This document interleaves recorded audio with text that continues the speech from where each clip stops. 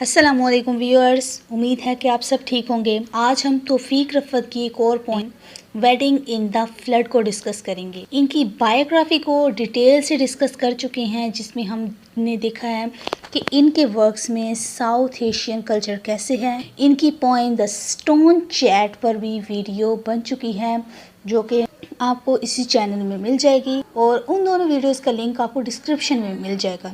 तो आज की हम वीडियो में क्या डिस्कस करेंगे? आज की हम वीडियो में वेडिंग इन द फ्लड को देखेंगे। फर्स्ट ऑफ ऑल हम देखेंगे इंट्रोडक्शन टू पोइट, क्योंकि वो भी ज़रूरी होता है, तो इसके भी मार्क्स होते हैं।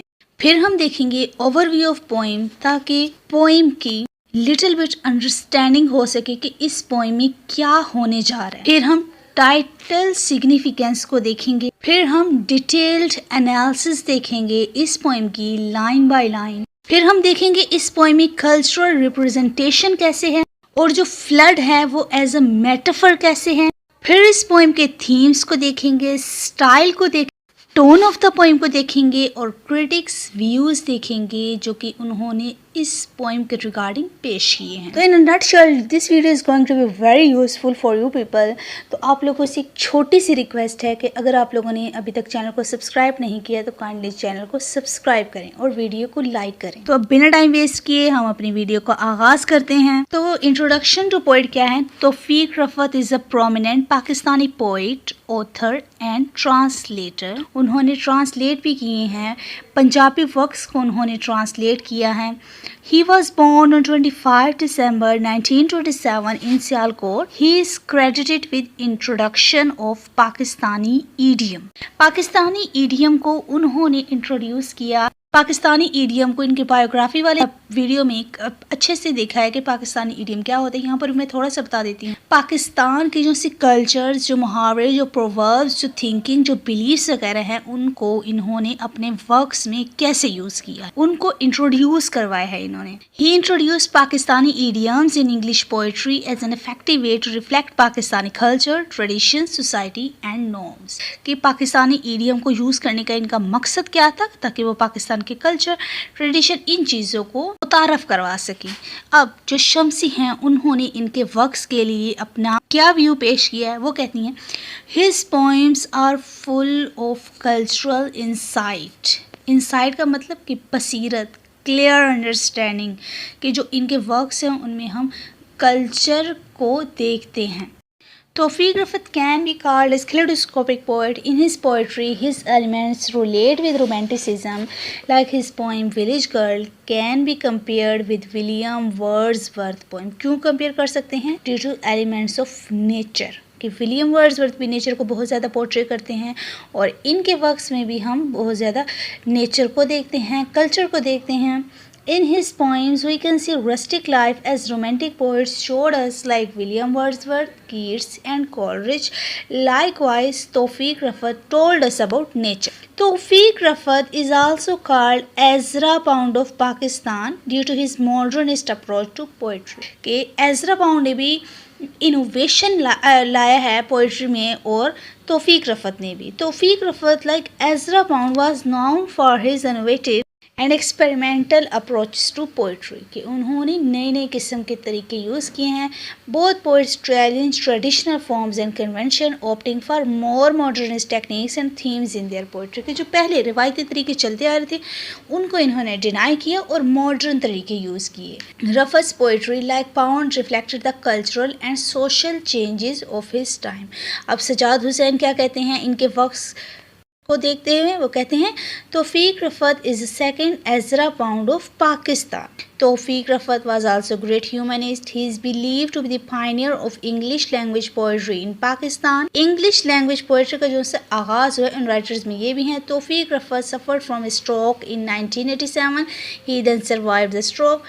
Afterwards, he stopped writing and died in Lahore in 1998. कि जब उनको स्ट्रोक लगा तो उनके बाद उन्होंने लिखना छोड़ दिया और फिर उनकी डेथ कब हुई है? 1998 में।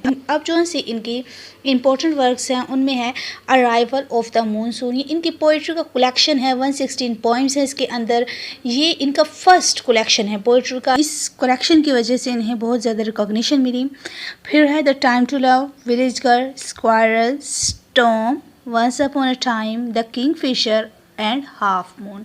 हाफ मून भी इनकी पोइट्री का कलेक्शन है, ये इनकी डेथ के बाद तब पब्लिश हुआ और ये इनका लास्ट वर्क है। तो अब हम देखेंगे ओवरव्यू ऑफ पोएम, ये इंट्रोडक्शन ऑफ पोएम आप कह लें। The setting of wedding in the flood is a traditional rural wedding ceremony in Pakistan taking place in the season of monsoon. तो ये जो सी वेडिंग है कि ट्रेडिशनल रूरल वेडिंग है, ट्रेडिशनल या कल्चर ये वेडिंग कैसी है ये नेक्स्ट हम देखेंगे कि ये कैसे है और ये कौन से सीज़न में है, मानसून के सीज़न में, जिसका अंदाज़ा हमें कैसे होता है कि जब बारिश आ जाती है। There are 5 stanzas in poem and each stanza has a different narrator. इस poem में टोटल 5 stanzas हैं और हर एक स्टैंजा में एक डिफरेंट नरेटर है जो कि उस पोइम को नरेट करता है। These are in the form of monologues. अब ये जो से 5 स्टैंजेस हैं ये मोनोलॉग्स की शक्ल में, जब हम मोनोलॉग्स क्या होता है, जब हम खुद के साथ बात कर रहे होते, किसी दूसरे को हम इंक्लूड नहीं करते, खुद हम कलामी जो से होती है ना वो, तो वो 5 डिफरेंट नरेटर्स करते हैं। और वो क्या अरेंजमेंट है उसका पोइम में, पहले ब्राइड्स मदर कि जो सी ब्राइड की मदर होती है वो खुद के साथ बात कर रहे थे, फिर ब्राइड ग्रूम जो कि दूल्हा होता है, और फिर ब्राइड जो कि दुल्हन, और फिर ब्राइड ग्रूम्स फादर यानी कि जो से दुल्हे का बाप है यानी कि लड़की का ससुर, फिर फेरीमैन इनको पानी में से लेकर जाएगा। तो ये थी इसकी अरेंजमेंट पोएम की। The poems entire narrative is revolve around a girl who is a bride. तो जो सी पूरी जो सी पोएम है वो किसके राउंड है, वो है ब्राइड की। Girl seems to be blamed and suppressed by different character.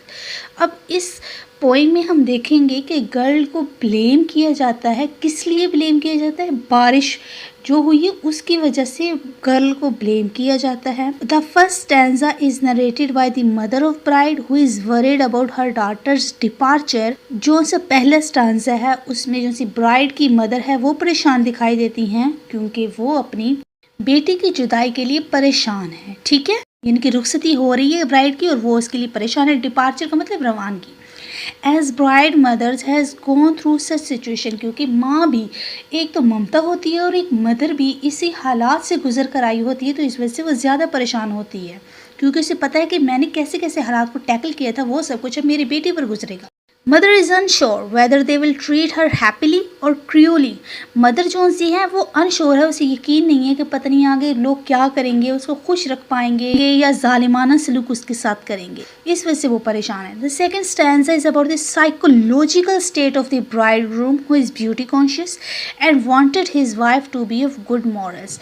जो उनसे अगला स्टैंजा है उसमें हमें क्या बताया जाए, जो साइकोलॉजिकल स्टेट है ना ब्राइडग्रूम की, वो किस जहनी कैफियत का मालिक है, वो क्या है। ब्राइडग्रूम क्या चाहता है कि उसकी बीवी खूबसूरत हो, उसके पेरेंट्स की खिदमत करे, उनकी खूबसूरती भी चाहता है और उसको अच्छा भी चाहता है कि वो अच्छे अखलाक की भी हो और ब्यूटी पर भी वो कोई कॉम्प्रोमाइज़ नहीं कर सकता। The third stanza portrays insecurities felt by bride herself on her journey to start a new life. अब जो थर्ड स्टैंजा है वो जिसके बारे में जिसके लिए पॉइंट लिखी गई है ब्राइड के लिए, उसकी ज़हनी कैफियत के बारे में बताते हैं जो कि परेशान है क्योंकि उसकी अगली लाइफ शुरू होने जा रही है जिसमें उसे नहीं पता कि इसके साथ क्या होने जा रहा है, तो वो परेशान है। Bride is worried about her husband's nature and future. जो सी ब्राइड है वो परेशान है कि पता नहीं उसका हस्बैंड किस तबीयत का मालिक होगा, तो उसके लिए परेशान है। The fourth stanza the monologue of bride grooms father, इनकी लड़की के ससुर की या दूल्हे के बाप की, raises the question about the mentality of the parents of boy behind his. तो जब वो मोनोलॉग खुद के साथ बात करता है तो उसके थ्रू हमें पता चलता है कि लड़के के पेरेंट्स क्यों शादी करवाना चाहते थे लड़के की। The fifth and last stanza opens up the greedy nature of the ferryman who still awaits the wedding party when it is late more than 2 hours। कि अब इसमें हमें जो लालची तबीयत है उस फेरीमैन की जो कि इंतज़ार कर रहा होता है, बारिश में 2 घंटे लेट हो चुके थे लेकिन वो फिर भी इंतज़ार कर रहे थे। वो क्यों इंतज़ार कर रहे थे ये आगे हमें पोएम में पता चलेगा। वो उसके लालच छुपा होता है इसके पीछे जब वो इंतज़ार कर रहा होता है। Wedding in the flood is his celebrated magnum opus that discloses the psychological realism through the monologues of 5 characters to highlight the issues of people and cultural mindsets of people। Wedding in the flood is Rufus celebrated magnum opus. Magnum opus क्या होता है? जो कि great work होता है, ये Latin word है। That discloses the psychological realism through the monologues of 5 characters, कि हमें रियलिटी बताई है कैसे? Psychologically through the monologues of 5 characters to highlight the issues of people and cultural mindsets of people, कि जो सोसाइटी की lower state से ताल्लुक रखने वाले हैं वो कौन कौन से इशू से गुजरते हैं और कल्चरल माइंडसेट क्या है लोगों का। तो इस वर्क में हम ये सब देखेंगे। तो अब हम क्या देख रहे हैं? टाइटल की सिग्निफिकेंस की। जो टाइटल चूज किया है क्या हमें यह देता है? The title of the poem reflects his relation with nature, कि जो से वेडिंग इन द फ्लड है, इसमें हम देखेंगे कि नेचर की क्या पावर है, नेचर की क्या रोल है। Since it is a wedding, it must engage celebratory tone having related to carefree। अब हम देखते हैं कि इसमें दो ऑपोजिट वर्ड हैं, वेडिंग और फ्लड। वेडिंग क्या है? जिसमें हम देखते हैं कि लोग खुशियां मना रहे होते हैं, activities of Joy and happiness करते हैं, बहुत सारी रस्में अदा करके। पर this title is a paradoxical through the word flood, लेकिन हम इसमें एक मुतनाकस नेचर भी देखते हैं। किस वर्ड के थ्रू? फ्लड के थ्रू। कि वेडिंग को का कॉम्बिनेशन किस वर्ड के साथ कर दिया है? फ्लड के साथ। फ्लड किस चीज़ का सिंबल है? डिस्ट्रक्शन का, तबाही का, जो कि नेचुरल डिज़ास्टर है। और वो क्या लाता है? इंसानी ज़िंदगी में तबाहियाँ बर्बादियाँ लाता है, ट्रेजिडीज़ लाता है, बहुत सारे लोग को अपना घर बार छोड़ना पड़ता है। तो ये ट्रेजिडी है जो कि इंसान की ज़िंदगी को ख़राब कर देता है। और हम इस पोएम में इसको देखते हैं कि कैसे ज़िंदगी ख़राब होती है। This flood becomes the cause of destruction of डोरी, कि हम देखते हैं कि जो लड़की को डोरी मिली होती है, ये फ्लड उस डोरी को ख़त्म कर देता है। क्योंकि लड़की के माँ बाप ने डोरी दी होती है, डोरी मतलब जहेज़, वो दी होती है, लेकिन लड़के के माँ बाप जो से हैं वो फिर भी खुश नहीं होते, तो वो उस चीज़ को ख़त्म कर देती है। एक किस्म का नेचर ने जस्टिस का रोल प्ले किया है इस पोएम में। Through it Rafat has portrayed that conduction of ill practices should be condemn. हम देखते हैं कि माँ बाप बहुत मुश्किलों से लड़कियों के लिए जहेज़ पूरा करते हैं, तो ये चीज़ें, इन चीज़ों की सर्जिश करनी चाहिए, इन चीज़ों को ख़त्म करना चाहिए सोसाइटी, क्योंकि लोग फिर भी इसमें बहुत सारी कमियां निकालते हैं कि ये अच्छा नहीं है, इसमें ये अच्छा नहीं, लेकिन पता तो लड़की के माँ बाप को होता है कि उन्होंने किस तरह से जहेज़ पूरा किया है। तो ये सारी चीज़ें ख़त्म कर देनी चाहिए। इस पोएम में हमें ये पता चलता है। Wedding in the flood poem का एनालिसिस शुरू करते हैं। वेडिंग इन द फ्लड की ये लाइंस हैं। ये फर्स्ट स्टैंजा है, they are taking my girl away forever. Stanza किसके थ्रू नरेट किया गया है? ब्राइड्स मदर के थ्रू। वो कहती हैं they are taking my girl for away forever, कि वो मेरी लड़की को यहाँ से हमेशा के लिए लेकर जा रहे हैं। सोब्स द ब्राइड्स मदर, उसकी मदर आहें भरती है, रोती है। As the procession forms slowly to the whine of the clarinet, कि जैसे जैसे ये शादी का इवेंट प्रोग्रेस करता है to the whine of clarinet। clarinet क्या होता है? खुशी के मौके पर शहनाइयाँ बजाने को। और जो सा वाइन है, ये तो हमें पता है क्या होता है, लेकिन यहाँ पर ये प्लेजर को सिंबलाइज कर रहा है। She was the shy one, कि वो shy मतलब शर्मीली सी। How will she fare? Fare का मतलब यहाँ पर है मैनेज करना। ये एक पोइटिक फ्रेज से भी है यहाँ पर। वो कहते हैं हाउ विल शी फेयर, कि वो कैसे मैनेज करेगी in that cold house among these strangers, कि उन अजनबियों के दरमियान वो कैसे मैनेज करेगी। This has been a long and difficult day, कि ये एक लंबा और मुश्किल दिन था। जब वक्त मुश्किल होता है तो वो आहिस्ता से आहिस्ता गुजरता है, हमें ऐसा लगता है। The rain nearly ruined everything। ruined का मतलब तबाह कर देना, कि बारिश ने तकरीबन हर एक चीज़ तबाह कर दी है। But at the crucial time when the lunch was ready, it mercifully stopped, कि लेकिन खाने के वक़्त ये बारिश थम गई। mercifully का मतलब होता है कि रहम से, करम से। It is drizzling again, अब ये फिर हो रही है। As they helped the bride into the palanquin, ये जो पालकनी होती है कि वो उसमें अब दुल्हन को बिठा कर लेकर जा रहे हैं। This girl has been licking too many pots, अब ये उसकी मदर भी उसे ब्लेम कर रही है। वो कहते हैं यहाँ पर एक पाकिस्तानी ईडियम को यूज़ किया गया है जिसपे कहा जाता है अगर लड़की बहुत ज़्यादा बर्तन वगैरह लिक करे, चाटे, तो उसकी शादी पर बारिश होती है। तो ये उस फ्रेज़ को इस्तेमाल किया गया है इस पोइम में कि जिसकी वजह से ये अब बारिश हो रही है तो उस लड़की को ब्लेम किया जाता है। Two sturdy lads carrying the dory, कि जो स्टडी लैड्स मतलब दो स्ट्रॉन्ग बॉयज़ वो जहेज़ को लेकर जा रहे हैं। अब जहेज़ में क्या क्या इंक्लूड है, ए कोट, ए लुकिंग ग्लास मतलब शीशा, ए टिन ट्रंक कि जिसमें वो अपनी खुद की चीज़ें रखेगी, beautifully painted in grey and blue. Lead the way followed by a foursome bearing the palanquin on their shoulders. अब कहते हैं कि वो पालकनी को अपनी कंधों पर लेकर जा रहे हैं। अब यहाँ पर एक और चीज़ को भी सिंबलाइज किया गया है। ये अक्सर लड़कियों को कहा जाता है कि अब शादी हो रही है तो ससुराल से अब जनाजा ही निकलेगा। ये नोशन पहले बहुत ज़्यादा यूज़ किया जाता था, अब तो खैर ये काफ़ी हद तक कम हो गया। तो ये उस चीज़ को भी यहाँ पर सिंबलाइज किया गया है कि लड़की को अब शादी के वक्त पालकनी में भी 4 लोगों से लेकर जा रहे हैं, जनाजे के वक्त भी 4 लोग होते हैं, तो ये इस चीज़ को भी सिंबलाइज किया गया है। Now even the stragglers are out of view. Stragglers का मतलब कि जो पीछे पीछे ऐसे ऐसे चल रहे थे अब वो भी मंजरे आम से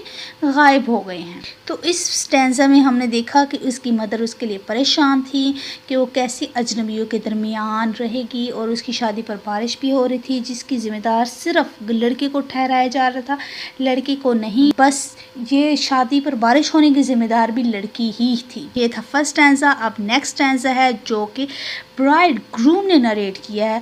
वो कहता है I like the look of her handed hands कि मेहंदी से भरे हुए हाथों को पसंद है उसके। Gloats the bridegroom, gloats का मतलब खुश होता है वो bridegroom as he glimpses her slim fingers gripping the palanquin side कि जब उसने पालकनी की साइड को पकड़ा तो उसने उसके हाथों की झलकियां देखी। ठीक है, वो कहते हैं कि मैं उसकी मेहंदी से भरे हाथों को पसंद करता हूँ।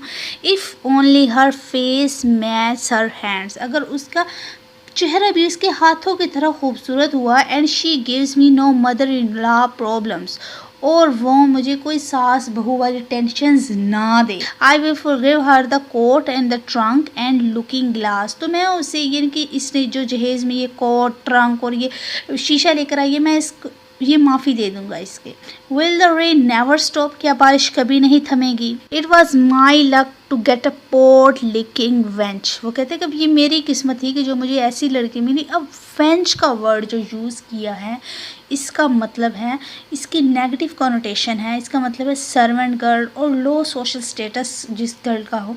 अब ये मर्द अक्सर गुस्से में ऐसी वर्ड्स औरतों के लिए बोल देते हैं, तो वैसे ही वर्ड यूज़ किया गया है वेंच का इधर। तो इस स्टैंजा में हमने देखा कि उसका शोहर उसकी खूबसूरती की वजह से उसको पसंद कर रहा है, उसके किरदार को भी जांच रहा है और कह रहा है कि ये खूबसूरत भी हो, अच्छे किरदार के भी हो, तब मैं इसे माफ़ करूंगा और ये मुझे परेशानियां वगैरह भी ना दे, सास बहू के झगड़े भी ना करे। अब नेक्स्ट स्टैंजा है जिसमें ब्राइड खुद सोच रही है इस शादी के मौके पर उसके क्या तासुरात हैं, क्या ख्यालात हैं।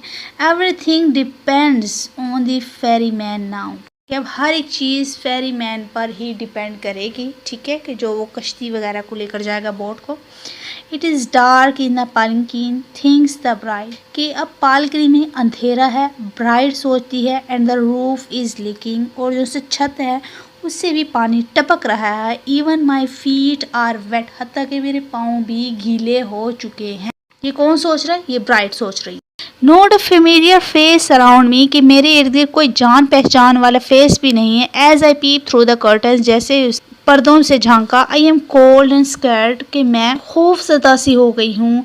The rain will ruin the coat trunk and looking glass, कि ये बारिश इसकी सारी जहेज की चीज़ों को तबाह कर देगा।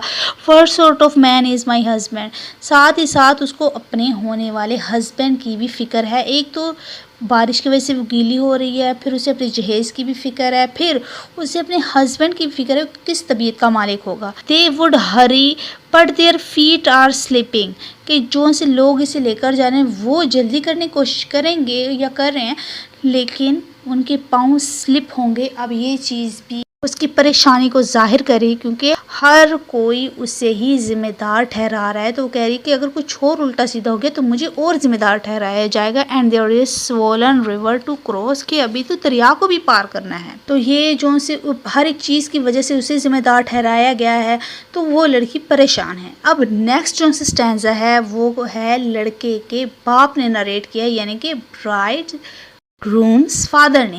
They might have given a bullock at least, grumbles the bridegroom's father. कहते कि कम से कम एक बैलों का जोड़ा तो देना चाहिए था। लड़के का फादर मुंह ही मुंह में बड़बड़ा रहा है।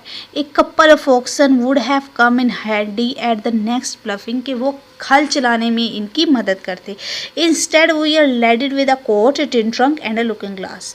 इन सब चीज़ों के बजाय वो कह रहे कि हमें ये चीज़ें दी गई हैं, coat, tin trunk and looking glass, all the things that she will use. ये सारी वो चीज़ें जो वो इस्तेमाल करेगी। अब वो यहाँ पर ये कह रहे हैं कि ये सारी चीज़ें तो वो है जो लड़की इस्तेमाल करेगी, हमारे इस्तेमाल में इसके लिए क्या है, हमारा तो इसमें कोई फ़ायदा ही नहीं है।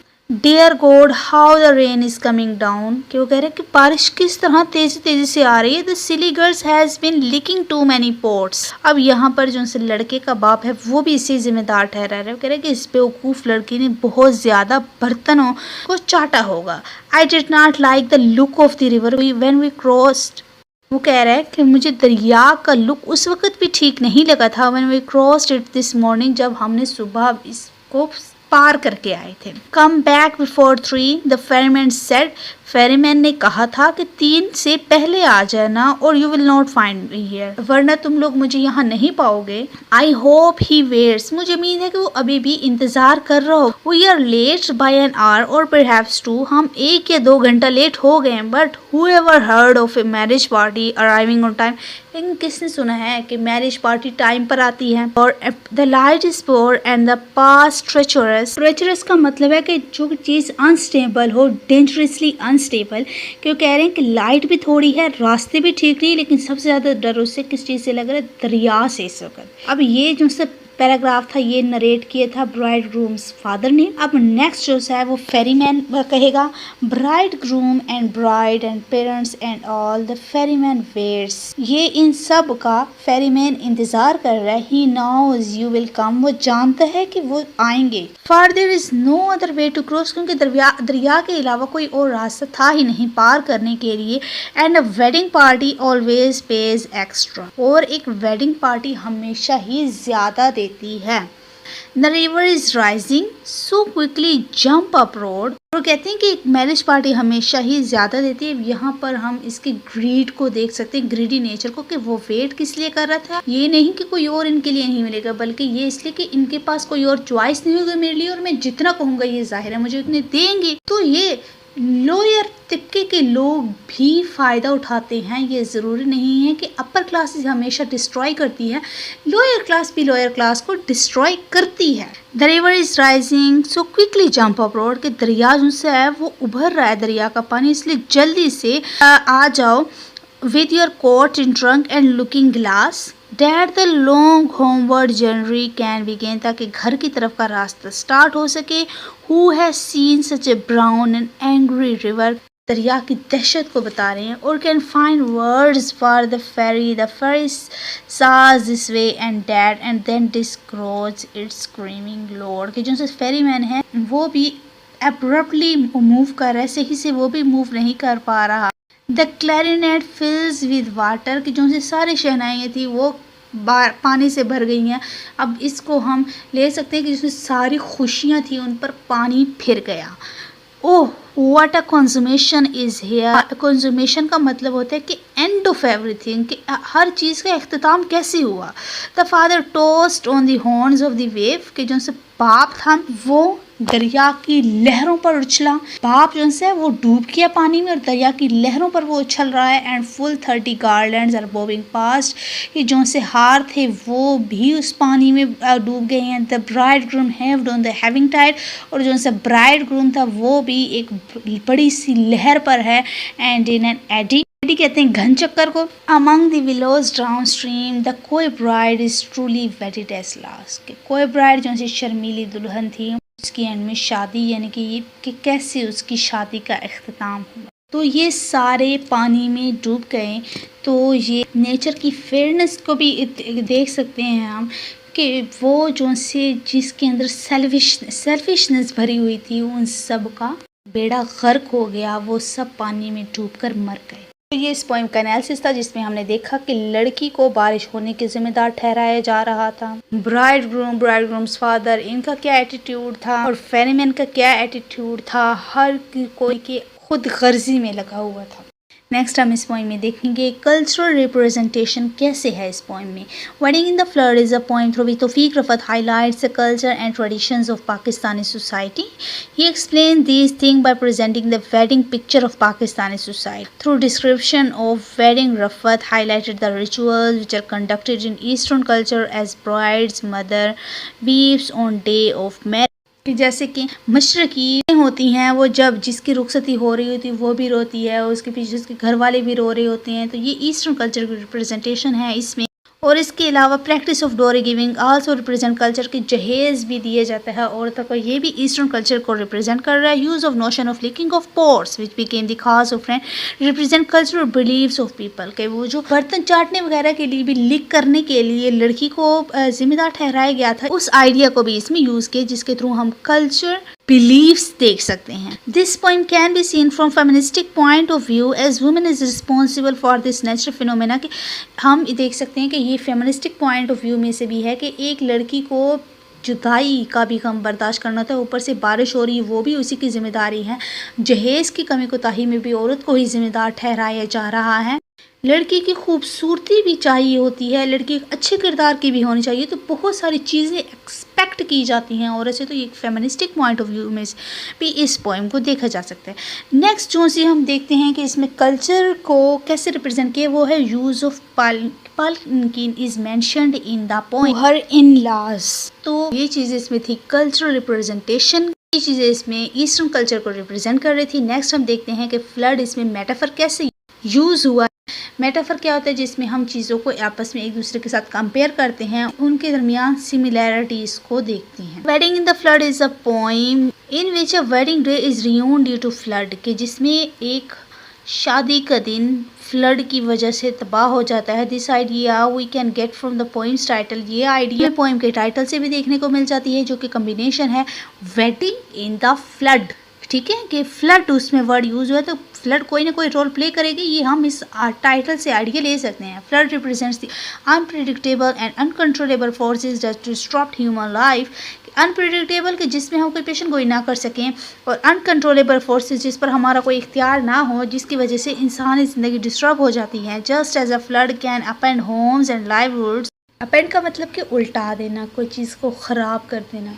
अपने Holmes and livelihoods unfortunate events can destroy plans and traditions के अनफॉर्चुनेट जो से इवेंट्स होती है उनकी वजह से हमारे जो से प्लान्स हैं वो सब कुछ ख़राब हो सकते हैं। ट्रेडिशन, ये शादी भी एक tradition. The wedding described in the poem get disturbed due to flood. Everyone was worried due to flood. Despite the chaos brought by the flood, the wedding takes place. कि वो जो तबाही बारिश लाया था उसके बावजूद भी शादी हो जाती है। किस चीज़ को सैमराइज करती है? Human resilience and the determination to uphold cultural and social rituals. Resilience मतलब कि किसी चीज़ के अकॉर्डिंग अपने आप को ढाल लेना, तो ये इंसान की एबिलिटी को ये डेमोस्ट्रेट करता है कि ये सब कुछ होने के बावजूद भी कल्चर और सोशल रिचुअल्स पर वो डिटरमिन रहे। The juxtaposition of joyous wedding with a destructive flood represent the coexistence of joy and sorrow, celebration and catastrophe। juxtaposition जब दो ऑपोजिट वर्ड्स आपस में कंबाइन हो, जैसे कि वेडिंग है जो कि खुशियों को जाहिर करता है, फ्लड जिसकी बात तबाहियाँ आती हैं, तो ये दो ऑपोजिट वर्ड एक दूसरे के साथ थे जो कि जॉय और सोरो की को एग्जिस्टेंस को सिंबलाइज कर रहे थे। सेलिब्रेशन एंड कैटास्ट्रोफ, कैटास्ट्रोफ का मतलब downfall. The flood symbolic for serves as a metaphor for modernism sweeping away traditional arranged marriage कि ये इसके थ्रू एक और मेटाफर को भी जाहिर करता है कि जो कि मॉडर्निज्म को करता है कि जिसने उस ट्रेडिशनल अरेंज्ड मैरिज को ख़त्म कर दिया। क्योंकि पहले ज़माने में होता था कि एक दूसरे को देखे बगैर ही लड़का और लड़की हाँ कर देते थे, तो ये उस चीज़ को का रिमूवल भी है मॉडर्निज्म के थ्रू, इस चीज़ का भी मेटाफर करता है। अब इस पोएम के थीम्स क्या हैं? पहले है अरेंज मैरिज, ठीक है, कि हमें पता चला था कि लड़के ने देखा नहीं है लड़की को, वो उसके हाथों के थ्रू कर रहा है कि अगर लड़की के हाथ खूबसूरत, चेहरा भी खूबसूरत होगा, लड़की परेशान है कि उसका हस्बैंड किस नेचर का होगा, तो हमें पता चलता है कि इसमें अरेंज मैरिज है। स्टेटस ऑफ वुमेन कि हर एक चीज़ का जिम्मेदार ही औरत को ठहराया जा रहा है। तो status of women is very submissive in male dominated society. Next है मटेरियलिस्टिक अप्रोच। मटेरियलिस्टिक अप्रोच कैसे को जो सा लड़का था उस चीज़ को परवाह किस चीज़ की थी, लड़की की खूबसूरती की, और किस चीज़ की परवाह थी कि वो उसे कोई टेंशन ना दे, मदर इन लॉ प्रॉब्लम्स ना दे, बाकी वो जो फेस करे उसकी कोई उसे परवाह नहीं है। और फिर उस बॉय ने क्या किया कि जो सी बारिश हो रही तो उसने कहा कि ये सिली वुमेन ने बहुत ज़्यादा ही लीक किए होंगे पॉट्स को और वेंच का वर्ड यूज़ किया उसके लिए। नेक्स्ट जो सा बॉय का फादर है वो कैसे मटेरियलिस्टिक अप्रोच को शो करते हैं, जब वो कहता है कि उसे तो जहेज़ में बैलों की जोड़ी चाहिए थी लेकिन उन्होंने क्या दे दिया, तो ये मटेरियलिस्टिक अप्रोच को शो करता है। नेक्स्ट है रेजिलियंस टू ट्रेडिशन की बारिश होने के बावजूद भी शादी जारी, ह्यूमन डिटर्मिनेशन को शो करता है कल्चरल ट्रेडिशन के लिए।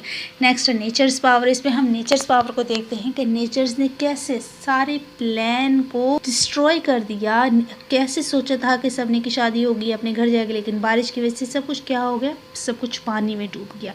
तो ये नेचर की पावर थी। नेक्स्ट है फेट।